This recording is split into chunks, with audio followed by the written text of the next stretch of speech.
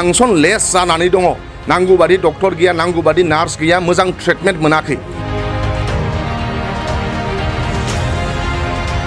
Dimakuchi model हस्पिटाला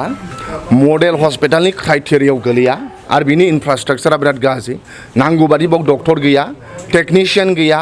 machine गैया नांगौ बादि नार्स गैया नांगौ बादि बाव फेसिलिटि गैया जितु मोनसे मडेल हस्पिटाल जानांगौ आरो बे डिमाकुसि मडेल हस्पिटाला बिश्वजित दैमारि सारनि न'निफ्राय जास्ट 500 मिटारल' गोजान ओंखायनो जोङो बिपिएफनि जानानै डिमाकुसि ओनसोलनि रायजो राजाया बे मडेल हस्पिटालाव सोनारो प्राय 1 लाखसो सुबुंफ्रा बे डिमाकुसि मडेल हस्पिटालाव सोनारो नाथाय बाव जेला फैयो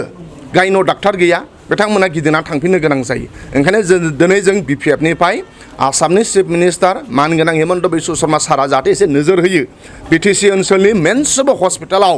फांसन लेस जानानै दङ नांगौ बादि डक्टर गैया नांगौ बादि नार्स गैया मोजां ट्रिटमेन्ट मोनाखै दिनै जोङो डिमाकुसि मडेल हस्पिटालाव नायगिदिंनानै डक्टर सारजों सावरायदों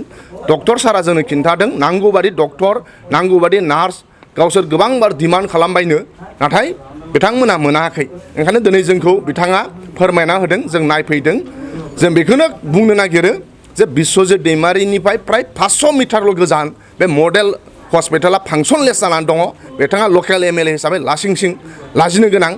नाथाय बिथांमोना बेखौ सानाखै अरुप कुमार दे बिथाङा खनसेबो बाव फैफेराखै बिटिआरनि चिफ प्रमद बर' बिथाङा हस्पिटालफोरा बोरै सोलिनानै दङ बिथाङा नाया नाथाय बिथाङा अबेनिफ्राय इलिगेल फैसा फैयो अबे दैमानिफ्राय इलिगेल अन्थाइ फैयो बेखौल' नायो हस्पिटालफोरा जे फांसनलेस जानानै दङ बिथाङा बेखौ नाया दिनै जों डिमाकुसि मडेल हस्पिटालाव नायगिदिंनानै डक्टरजों सावरायबाय आरो नोंथांमोननि गेजेरजों मिडियानि गेजेरजों मानगोनां आसामनि चिफ मिनिस्टार सारनिसिम जों रिक्वेस्ट खालामहरनाय थाबाय बे न'खौ लुफुंनायनि बेलायावहाय माबाफोर थालांदों नामा जेनेबा बेनि जिथु लुफुंनाय बे लुफुंनाया माबायदि जादों नोंथांमोननि नोजोराव ना मडेल हस्पिटालनि माखासे क्राइटेरिया थायो आरो क्राइटेरिया हिसाबै बानायो नाथाय बाव क्राइटेरिया हिसाबै दा माखासे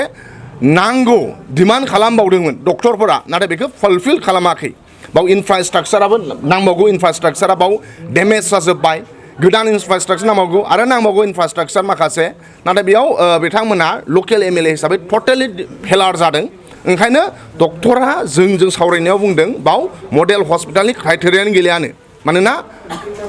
रायजो राजानि मोजांनि थाखाय बेखौ बानायना होदोंमोन नाथाय इनफ्रास्ट्राक्चार खम इनफ्रास्ट्राक्चार डेमेज जाजोब्बाय बायजोब्बाय नायलाय इनफ्रास्ट्राक्चारा बायजोब्बाय डक्टरा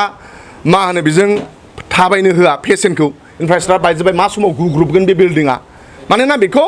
बिटिआरनि चिफ प्रमद बर' आरो लकेल एमएलए आरो इएम बिथांमोना नायगिदिंनो समानो गैया बिथांमोना जास्ट मा होनो पलिटिक्सनि नामाव अबेनिफ्राय 2 नाम्बार फैसा फैयो बेखौल' बिसोर मिन्थिगौ नाथाय रायजो राजानि मोजांनि थाखाय हस्पिटाला जे फांसनलेस जाना दं बेखौ बिथांमोना मिथिया